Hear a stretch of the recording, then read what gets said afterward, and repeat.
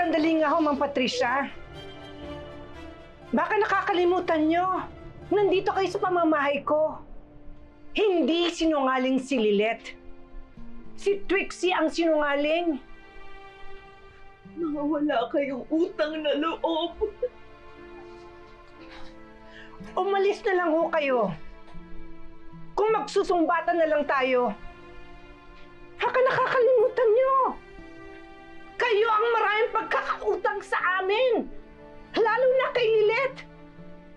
Kung hindi pa ho kayo aalis sa pamamahay ko, kayo naman ang kakasumpa ng trespassing. Sige na ho. Umalis na ho kayo. Ayan ho. Layas! You will regret this.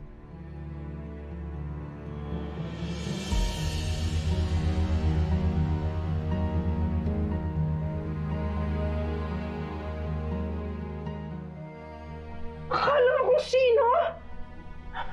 Siya pa ito ngayong galit? Tina, sana hindi niyo na lang po pinatulan. Total, ako naman po yung pinunta niya dito. Sana hinayaan niyo na lang ako makipag-usap sa kanya. Hindi, Lilet! Kulang pa yun! Naalala mo ba? Nung pinalayas ka niya, iniwan ka niyang mag-iisa sa kalsada! Napahamak ka pa nga, hindi ba? At lahat yun nangyari dahil sa kasinungalingan ni Trixie!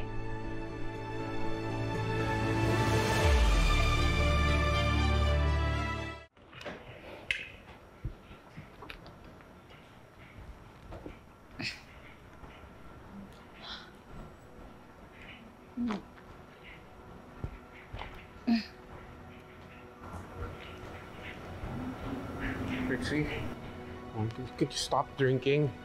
Please?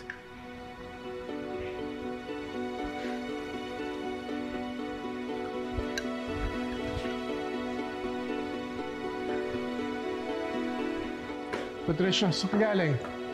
It doesn't matter. I'm home now. God, you drink alcohol. Gusto ko lang malaman to, Trixie. Did Ino really rape you? Patricia, come on! Or are you just telling us lies all this time just to get back at him?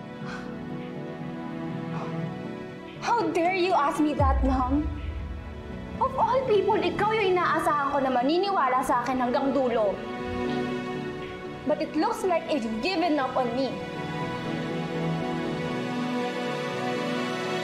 Trixie? Trixie, come back! I'm sorry! I'm sorry!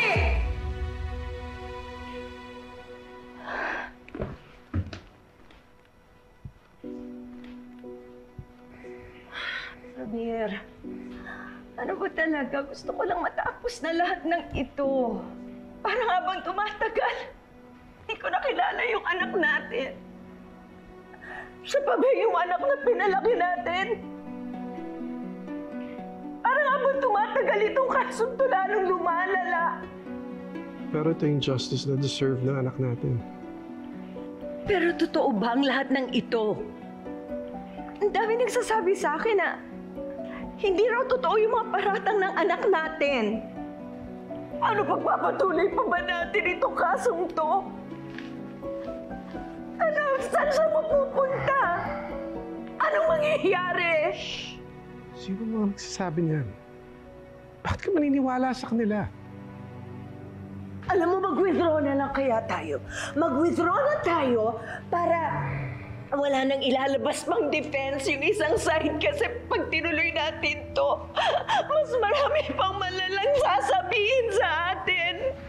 Patricia, huwag kang maniniwala sa mga taong nagsasabing hindi nagsasabi ng totoo si Trixie.